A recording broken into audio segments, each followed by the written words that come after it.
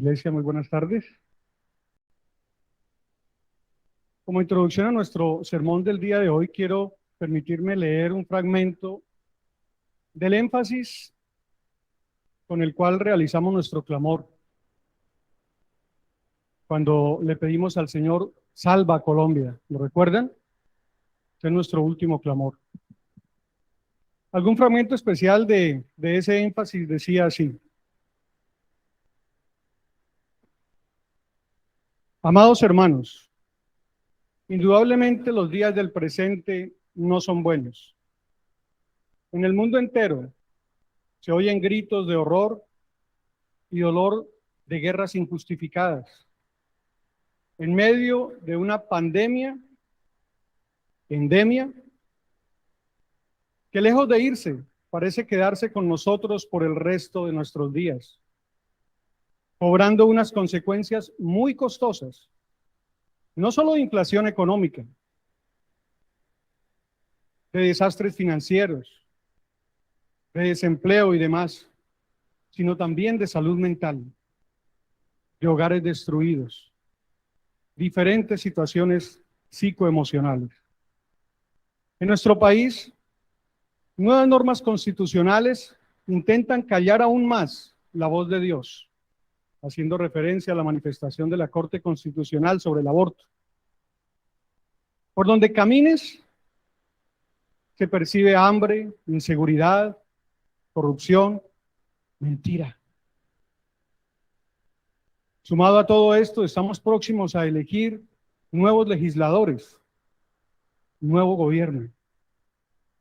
Y de tanto cambio prometido en sus campañas, y otra vez sumergidos en una intensa polarización de ideas, pareciera que lo peor está por venir. Hasta el pueblo cristiano se encuentra confundido con rumores de duda, con rumores de división. Y en ese momento exclamábamos: Señor, salva a Colombia. Yo les confieso que en esa oración yo decía: Señor, ¿a dónde iremos? ¿A dónde iremos, Señor? Y pensando en esa exclamación del apóstol Pedro, ¿a dónde iremos, Señor? Es que hoy vamos a hablar un poquito de la palabra de Dios. Así que los invito. ¿Todos trajeron su Biblia? Bueno, los invito a que la abran en el Evangelio de Juan, en el capítulo 6, en el versículo 68. Evangelio de Juan, capítulo 6, verso 68.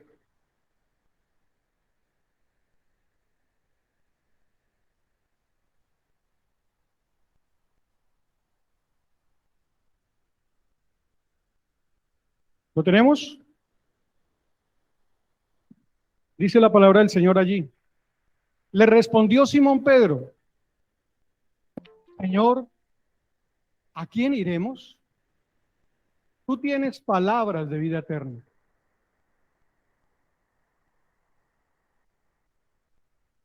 ¿Qué querría decir? ¿Quién la exclamó? Simón Pedro. ¿Qué querría decir Pedro con esta frase? ¿Sería una respuesta? ¿Por qué? ¿A qué pregunta? Miremos un poco el contexto corto. Leamos desde el verso 66. Quiero que nos quedemos allí en este capítulo 6, en esta tarde. Dice el verso 66. Desde entonces muchos de sus discípulos volvieron atrás y ya no andaban con él. Dijo entonces Jesús a los 12: ¿queréis acaso iros también vosotros? Esa fue la pregunta que le hizo Jesús para que Simón Pedro exclamara la respuesta que leímos ahorita. Dijo entonces Jesús a los 12, ¿queréis acaso iros también vosotros? Y ahí es cuando exclama Simón Pedro, Señor, ¿a quién iremos?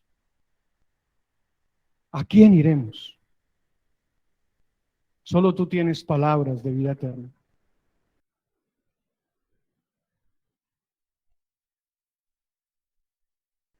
Al parecer entonces fue una contrapregunta.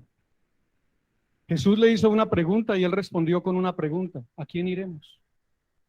¿Queréis iros vosotros? ¿A quién iremos?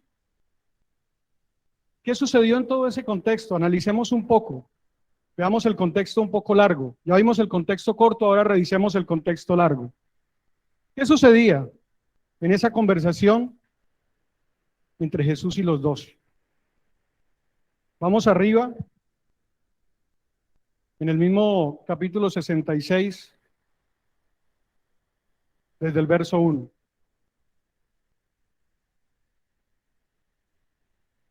En la primera parte, que va del versículo 1 al versículo 15, ahí ustedes lo pueden apreciar en su Biblia, Jesús alimenta a los 5,000. Jesús alimenta a los 5,000. Da la casualidad que la gran mayoría de milagros que hizo Jesús solo se reportan en los evangelios sinópticos. ¿Lo recuerdan? Mateo, Marcos y Lucas, sinópticos. Sinópticos porque tienen un similar contenido, porque hablan de hechos históricos muy parecidos y los cuentan con una narrativa muy similar. Los 3 evangelios sinópticos, pero el evangelio de Juan poco habla de milagros. Sin embargo, este milagro de la alimentación de los 5,000 lo incluye Juan dentro de su evangelio. Tiene un significado muy especial para Juan.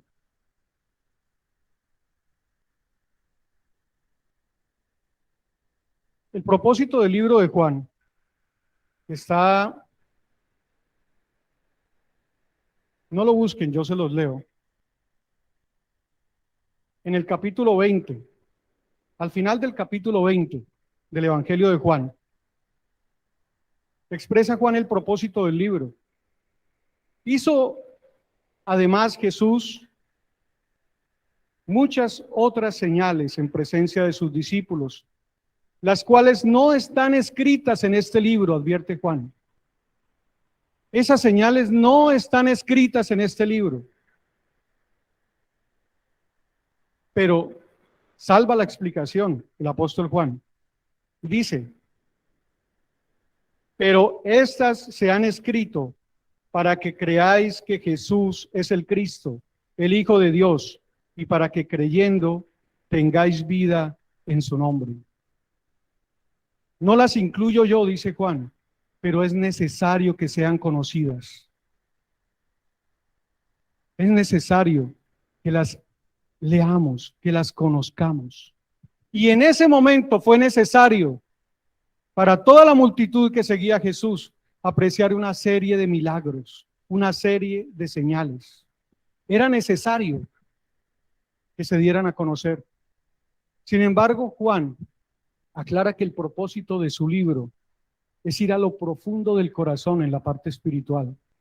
En otras palabras, los otros 3 apóstoles, los otros 3 evangelistas, narraban con exactitud los hechos de Jesús, dejando que cada uno entendiera qué significaba ese mensaje de Jesús. Y Juan concluye explicándolo paso a paso, detenidamente, lo que significa realmente el mensaje espiritual de Jesús. Por eso cuando nosotros encontramos a alguien que vamos a discipular por primera vez, le decimos, empieza a leer la Biblia. ¿Por dónde empiezo, hermano, a leer la Biblia? Empieza por el Evangelio de Juan. Empieza por el Evangelio de Juan.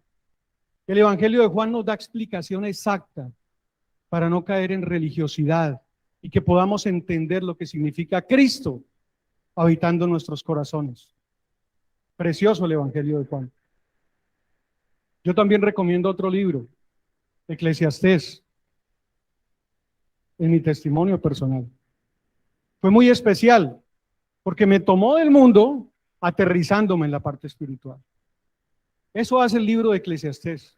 El libro de Eclesiastés no oculta los placeres del mundo, pero nos aterriza con seriedad un poco en la parte espiritual.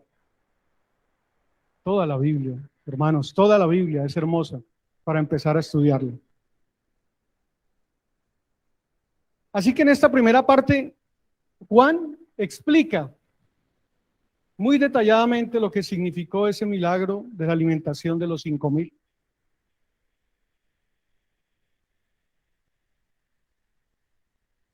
Aquí podemos darnos cuenta que Jesús se encontraba perseguido por una multitud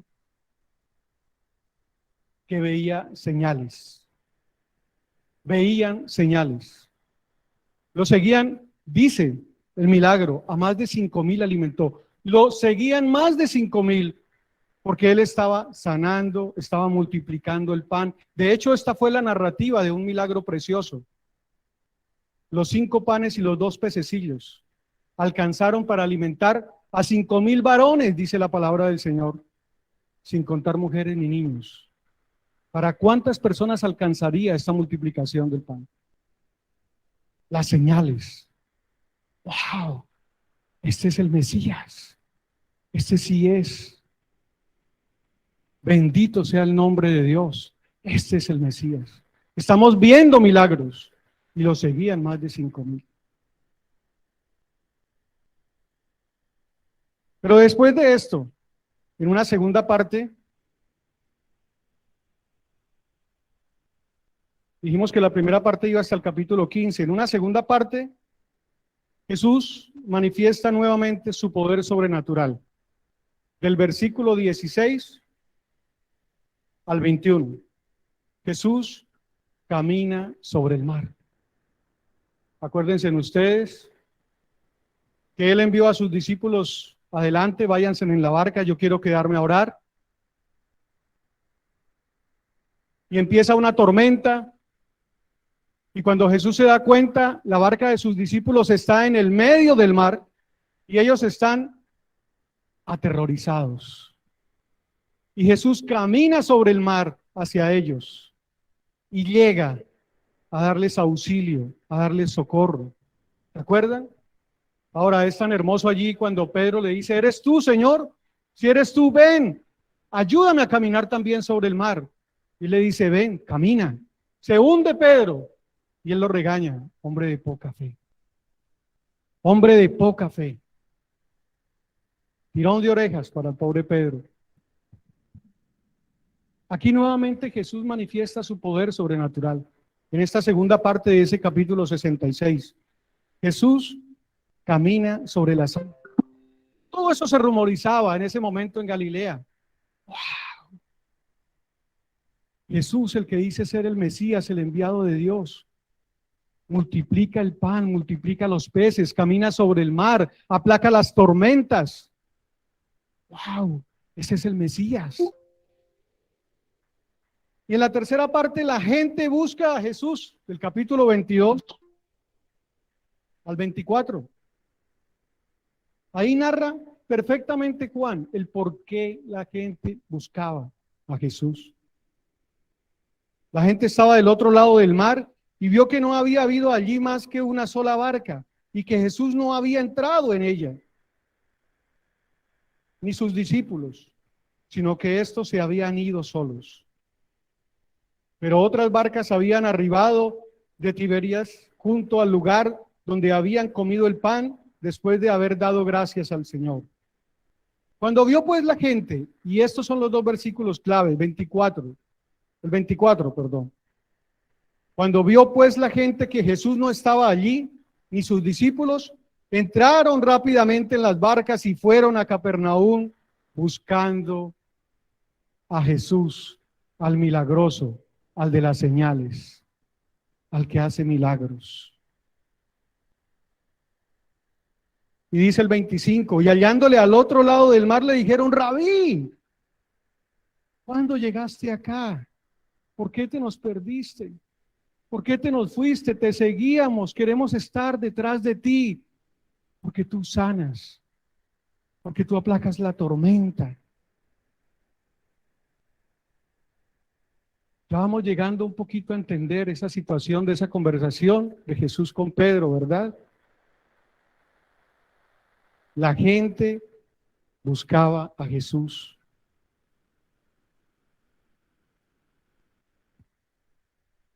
¿Qué viene después?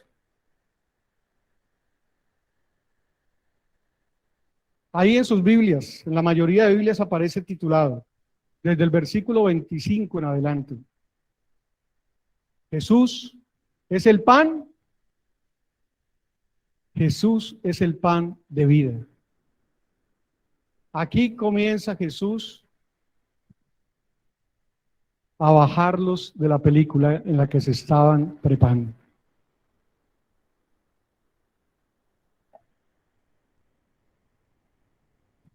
Miren lo que les dice Jesús.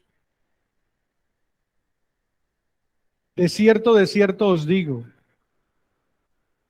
Vamos a analizar tres aspectos en esta cuarta parte de este fragmento.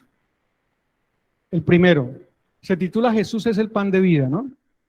Primero vamos a analizar qué no es el pan de vida. ¿Qué no es el pan de vida? Jesús le responde, cuando le dijeron, Rabí, ¿qué te hiciste? ¿Por qué te nos perdiste? ¿Dónde estabas?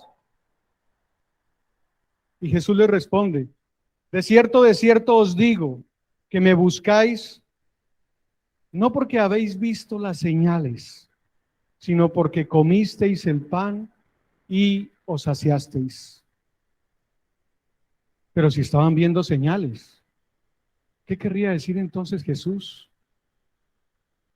Estaban entendiendo de manera equivocada esas señales.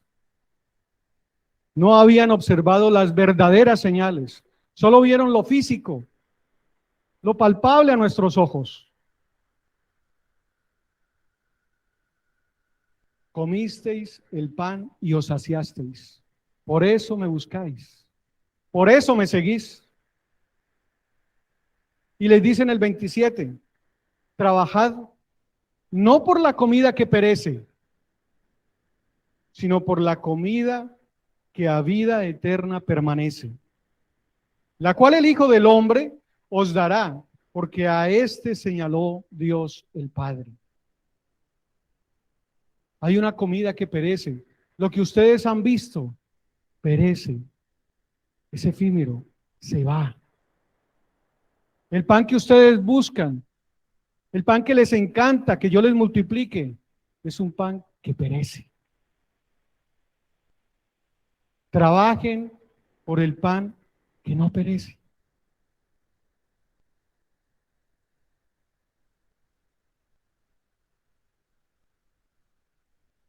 ¿Qué no es el pan de vida? Dice en el verso 31 de ese mismo capítulo texto. Ellos le respondieron, empezó esa conversación. Él les dice, el pan que viene del cielo. Y ellos entonces dicen, nuestros padres comieron el maná en el desierto, como está escrito. Pan del cielo les dio a comer. Jesús hablaba del pan del cielo y ellos lo relacionaron con el pan del cielo de la época de Moisés.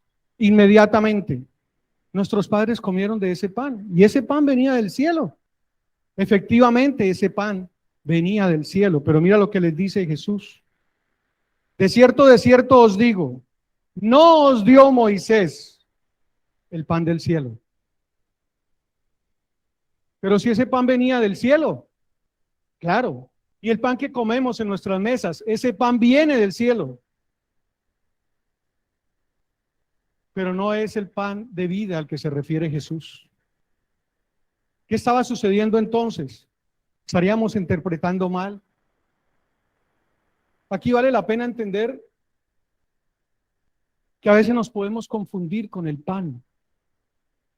El mismo Padre nuestro nos dice, danos Señor el pan de cada día.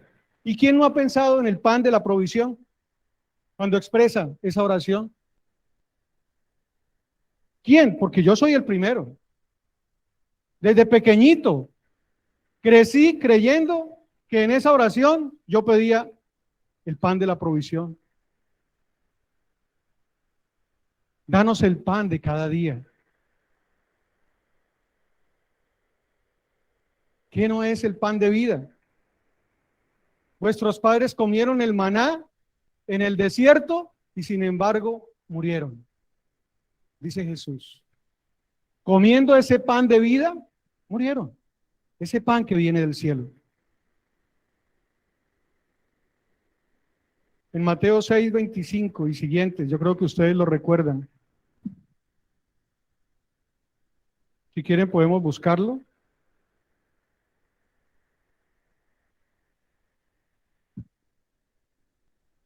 Mateo 6:25 y siguientes.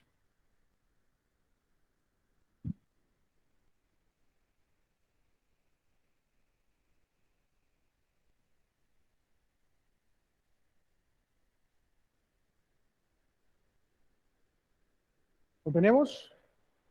Amén.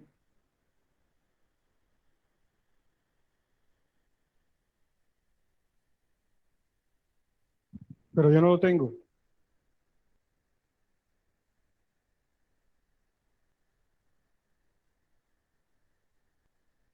Por tanto os digo, no os afanéis por vuestra vida. ¿Qué habéis de comer y qué habéis de beber? Ni por vuestro cuerpo, ¿qué habéis de vestir? ¿No es la vida más que el alimento y el cuerpo más que el vestido? Mirad las aves del cielo, ni siembran, ni ciegan, ni recogen en granero, y vuestro Padre Celestial las alimenta. ¿No valéis vosotros más que ellas? Y sigue el Señor explicando el verdadero significado del pan. Buscad primero el reino de Dios y su justicia, y todo esto será añadido. No os afanéis por el día de mañana, porque cada día traerá su propio afán. ¿Cuántas veces nosotros perdemos el norte pensando en ese pan, en esa provisión, en ese salario, en los negocios? ¿Cuántas veces nosotros tenemos el pan en nuestra mesa y no lo valoramos? Mira lo que dice Eclesiastés. Eclesiastés es un precioso libro. Nada más en la apertura del libro de Eclesiastés, en el capítulo 1. Vanidad de vanidades, todo es vanidad. ¿Qué provecho tiene el hombre de todo su trabajo con que se afana debajo del sol? ¿Quién escribió este libro? ¿Lo recuerdan? ¿Aguantó hambre? Pobrecito, ¿verdad? Era pobre. Ahí sí como la pobre viejecita. Era tan pobre Salomón que creció en cuna de oro, en cuna de rey. No le faltó absolutamente nada. Y concluye escribiendo estas letras. Vanidad de vanidades, todo es vanidad. Él tuvo los mejores conocimientos, la mejor comida, la mejor preparación. Vivió en los mejores palacios. Hijo del rey. Y dice, con todo lo que tuve e hice, conocí que todo esto era aflicción de espíritu. Con todo esto que tuve, conocí que todo esto era aflicción de espíritu. Y en el capítulo 5 del verso 10, anótenlo, no lo busquen, yo se los leo en Eclesiastés. Los que aman el dinero, de dinero no se sacian. Quien ama las riquezas, nunca tendrá suficiente. También esto es vanidad. ¿No nos ha pasado eso? A veces necesitamos tener hambre para valorar el pan. Pero entre más tenemos, más caviar queremos. Y esa es una dificultad que tenemos todos los seres humanos. Entre más tenemos, nada nos saciará. Y quien ama las riquezas, Nunca le serán suficientes, nunca. Siempre querrá más. ¿Qué es lo que necesita? No, es que necesito un subsidio, ahora que estamos en política. Es que necesito un subsidio para mi alimentación, pero nunca será suficiente. Una de las preguntas bien inteligentes que se hacían en algunos de los debates era, ¿cómo lograr que a través del subsidio la gente no se acostumbre a tener pobreza, miseria, y les gusta vivir en eso? Que se les dé, que se les dé y que se les dé lo necesario. ¿Qué sucede cuando nosotros tenemos un pan y que agradecemos en la mesa? Yo, por ejemplo, cuando siempre que oro en la mesa y doy gracias por la comida, inmediatamente pienso en aquellos que no tienen pan en su mesa. ¿Qué pan estarán llevando muchos a su mesa? Yo estoy muy afortunado, porque en esta mesa tengo un delicioso pan. Pero seguramente que si voy a crepes, empiezo a exigir un poco, ¿verdad? Y no quiero esto. ¿No les ha pasado eso? Vamos a crepes y se nos sube un poco el ego. Ah, esto no me lo sirvieron como yo quería. Entre más tenemos, nunca será suficiente. Más queremos. Ese no es el pan de vida al que se refería Jesús. Ese pan perece. Es su pan que perece. Pero entonces, ¿cuál es el pan de vida? Ahí mismo en el capítulo 6 de Juan, seguimos allí. En el verso 35, dice Jesús, yo soy el pan de vida. El que a mí viene nunca tendrá hambre. Y el que en mí cree no tendrá sed jamás. Yo soy el pan de vida. El que a mí viene nunca tendrá hambre. Y el que en mí cree no tendrá sed jamás. Maravillosas estas palabras de Jesús.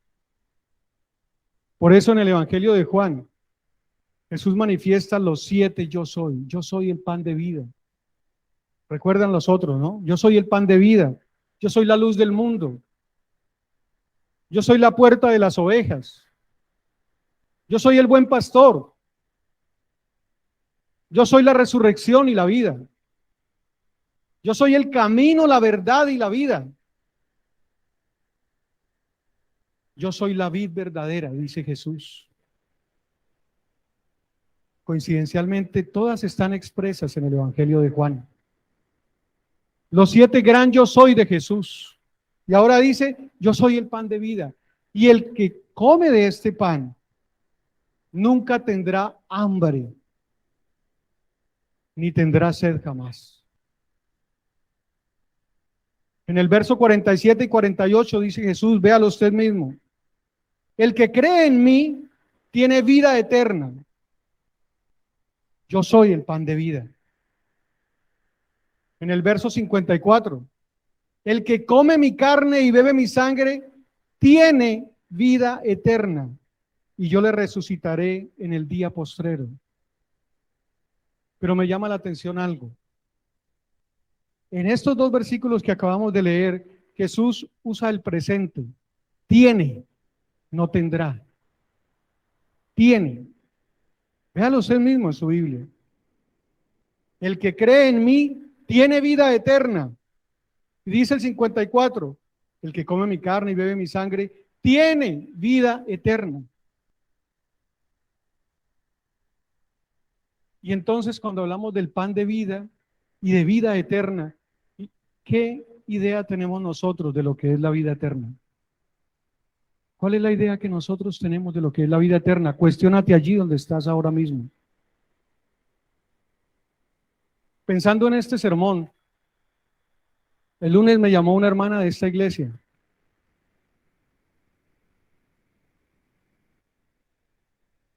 Y tuvimos una conversación bien especial. ¿Cuál es la visión que nosotros tenemos del reino de los cielos? ¿Cuál es la visión que nosotros tenemos del reino de los cielos? ¿Cuál es la visión del reino que tú tienes? Cuando nosotros hablamos del reino de los cielos, de la vida eterna, pareciera que todo es en otra vida. ¿Cuándo comenzará? Después de la muerte, cuando Cristo venga por nosotros. Lo relacionamos con gloria eterna. Se acabará el llanto. Todo será gozo en la presencia del Señor y estaremos ya no preocupados por nada, cantando y adorando al Señor en el cielo, en ese lugar perfecto, y todo se nos va algo sobrenatural y futuro. Pero me causa curiosidad que Jesús aquí manifiesta que el pan de vida lo tiene ahora. Ahora mismo lo tiene. Y entonces la visión que nosotros tenemos del reino de los cielos debe comenzar acá, en la tierra, en lo que nosotros vivimos cada día. Aquí comienza la visión del reino de los cielos. ¿Qué visión tienes tú del reino de los cielos en la tierra? ¿Cuál es la visión del reino de los cielos de la tierra? Si reino, inmediatamente hay dos palabras que nos ligan a la definición de reino. Rey y un lugar donde ejerza ese reinado. Rey y reino.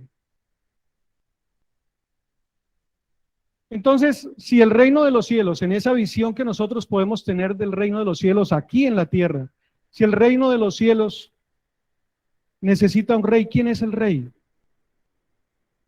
¿Quién es el rey? Jesús.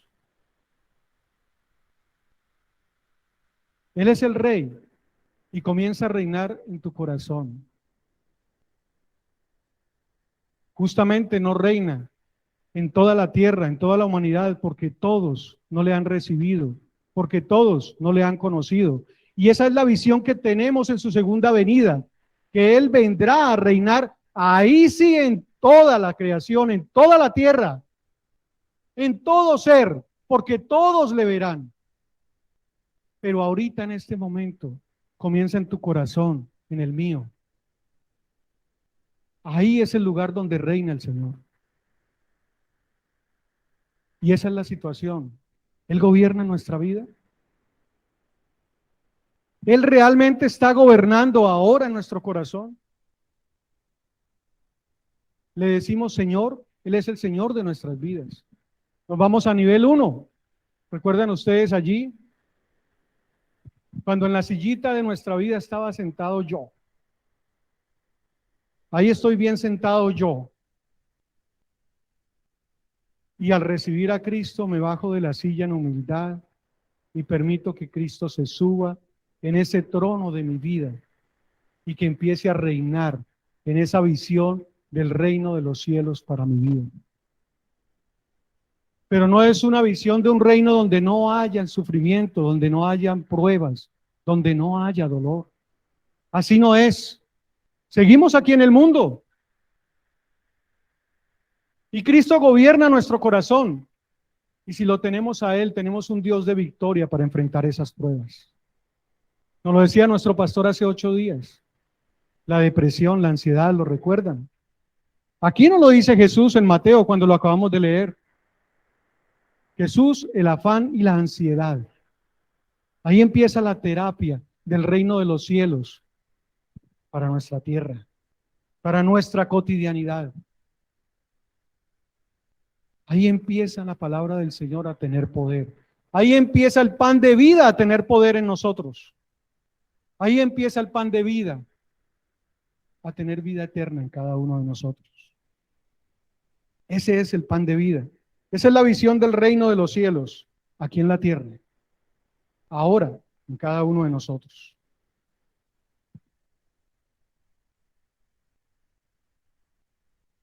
Dice en el verso 33, y compruébenlo ustedes mismos.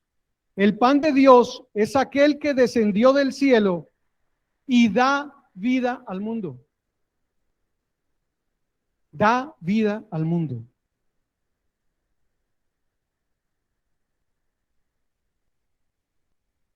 Juan 6:33. Seguimos en el capítulo 6. No nos movamos de allí. Los otros versículos yo se los comparto. Todo lo que Jesús está manifestando de lo que es el pan de vida. Ahora, esa visión del reino preciosa la podemos complementar, por ejemplo, en Juan 16, cuando la obra del Espíritu Santo cobra poder en nosotros, ¿verdad? O en el Sermón del Monte, en las bienaventuranzas, Mateo capítulos 5, 6, 7, casi extendido hasta el 8. Ese es el reino de los cielos. Si tienes dudas de qué significa el reino de los cielos, ya en nuestra tierra, en cada uno de nosotros, ve al Sermón del Monte, Mateo capítulo 6, 7 y 8. Ahí está el reino de los cielos aquí en nuestra vida. Jesús y el ayuno, Jesús y la oración, Jesús el divorcio, Jesús y la limosna, Jesús y nuestros enemigos, Jesús y la ansiedad, Jesús y la depresión.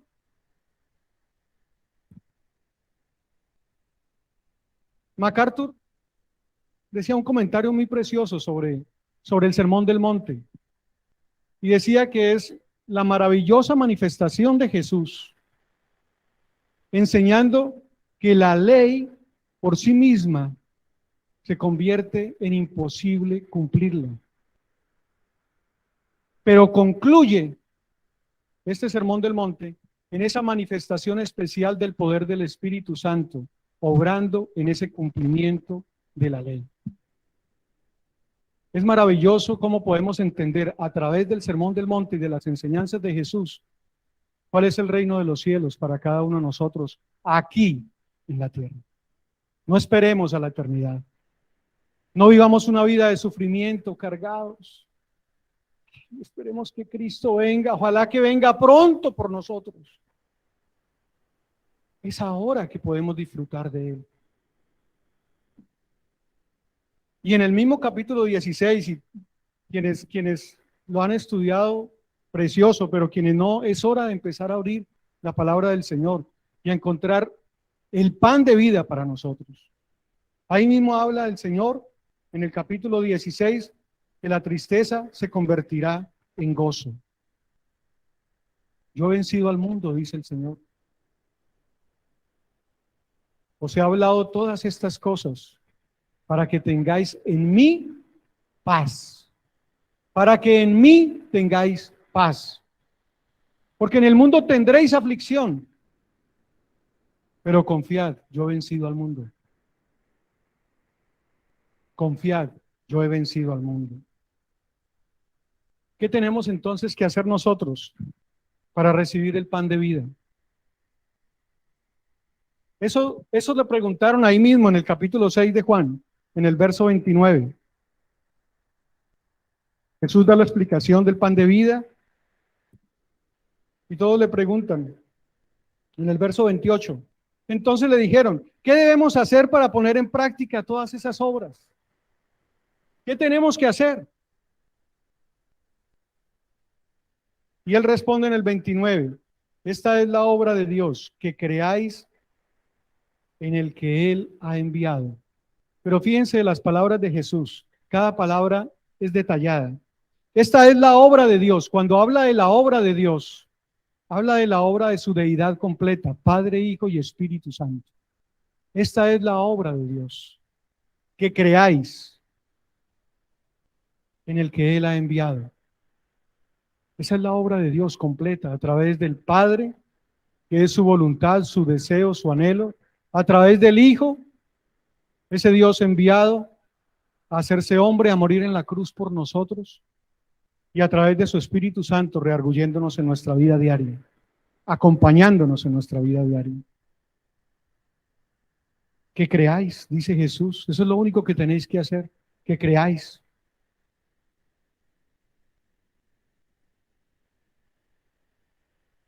Verso 40, todo aquel que ve al Hijo y cree en el Hijo tendrá vida eterna. Todo aquel que lo ve y cree, no es solo verlo, no es solo, sí, yo sé de Jesús, yo he leído mucho de Jesús, Yo he estudiado mucho de Jesús, pero ¿crees? Decir que creo es muy fácil. Sí, yo creo. Eso dijo Santo Tomás. Sí, yo creo. Jesús sabía que no creía. Ven, verifica. Mete tu dedo en el hueco de mi mano. Decir que sí creo es muy sencillo. Yo te pregunto, ¿será que creer es fácil en un mundo donde nos rechaza y nos señala por explicar los principios de Dios?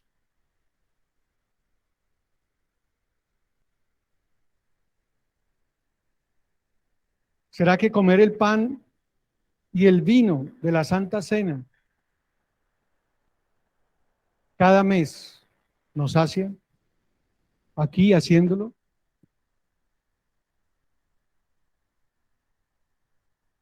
¿Será que nosotros encontramos en ese ritual la verdadera esencia de lo que significa comer el pan y beber la sangre de Cristo? Por eso es especial que ese día nosotros tengamos un verdadero compromiso con el Señor. No es un ritual, no es solo una costumbre, es sellar ese pacto que hicimos con Él. Por eso antes de realizarlo nosotros entramos en ese escudrimiento personal. Señor, ¿cuánto me he equivocado? ¿Cuánto me sigo equivocando? Pero hoy quiero una vez más sellar ese pacto contigo, Señor, de recibir ese pan que me da vida eterna. Como cristiano ucraniano, por ejemplo, ahora que estamos en la guerra, por decir yo creo en Jesús y me arrestan, me torturan o posiblemente me asesinan, ¿ese es el pan de vida? ¿Queda fácil el pan de vida? O en esta contienda electoral que estamos llevando nosotros en el país por defender los principios de Dios descritos en su palabra, somos ridiculizados, señalados, discriminados.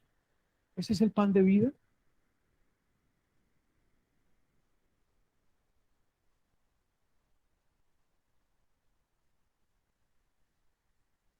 Por eso, cuando Jesús tuvo esa conversación en la cual Pedro le responde, en el verso 60, ahí podemos ir a la conclusión.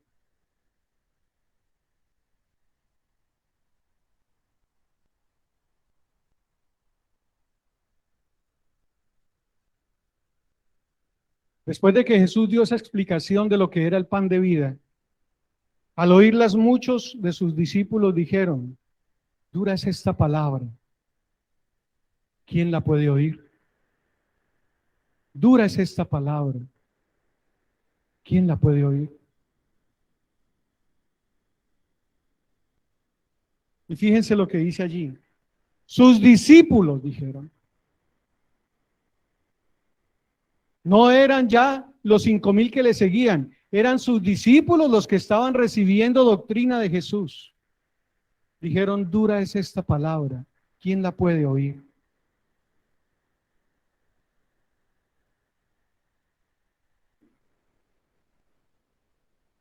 ¿Esto os ofende? Dice Jesús en el 61. ¿Esta palabra os ofende?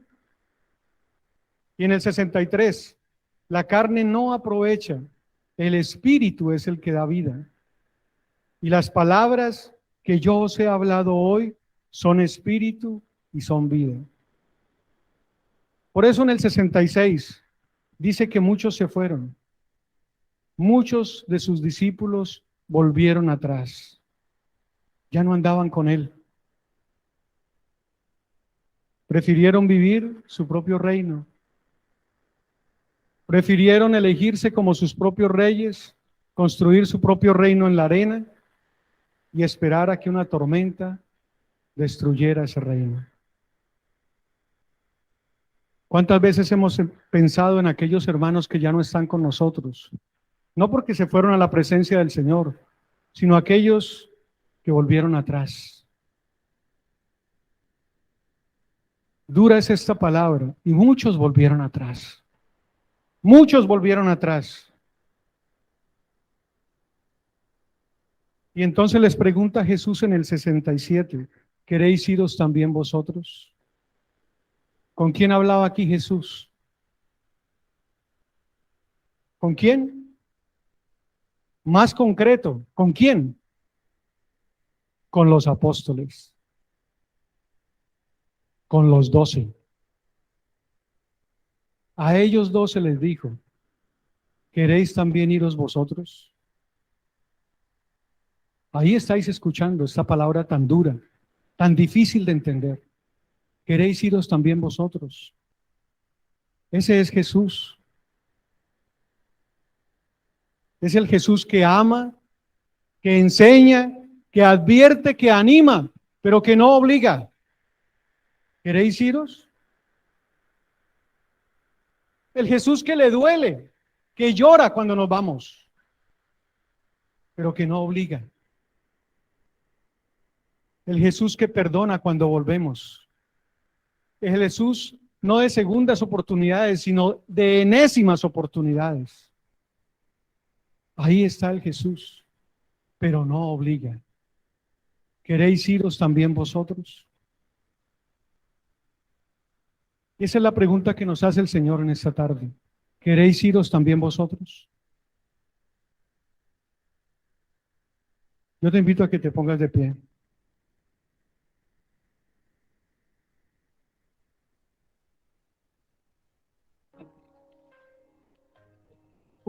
¿Queréis iros también?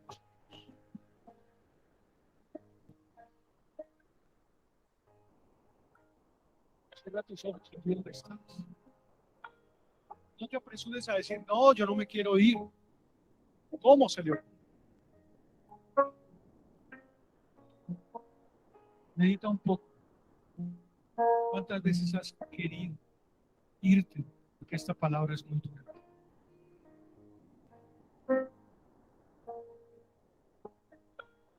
Piensa un poco en esos momentos de decir, todos hemos.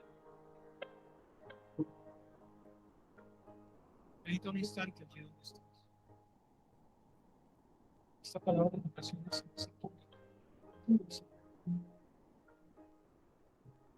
dura de cumplir porque a veces no puedo con mi esposo. Dura de cumplir por mis hijos. Dura de cumplir por mis finanzas, mi trabajo. Esta palabra se hace dura de cumplir de relaciones interpersonales. Esta palabra se hace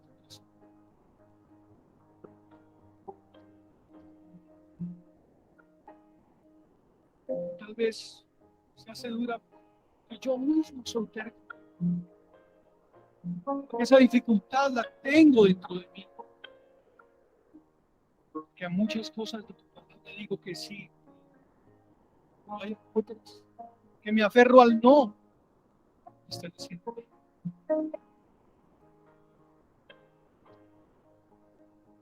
No,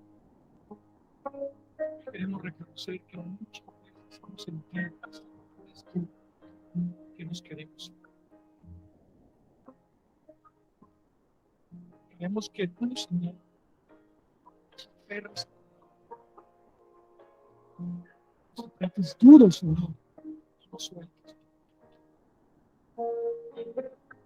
Y decimos como Señor, ¿quién iremos? ¿Quién nos recibirás? ¿Quién con tanto amor como tú nos das nos dará fuego? Que hay dificultad en tu palabra, que esto no queremos irnos.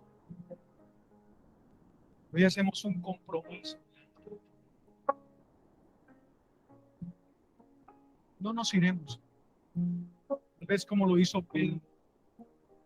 Tomó la vocería porque todos estaban callados. Esta palabra nos ofende. Todos callados. Contesten. Nos ofende. Es dura. ¿Queréis iros también vosotros? Pedro abriendo su corazón, hermoso. Pero ¿a dónde iremos? ¿A dónde, Señor, si solo tú tienes palabras? Y aquí queremos quedarnos a tus pasos. Más duro. Alabado sea el Señor en esta tarde.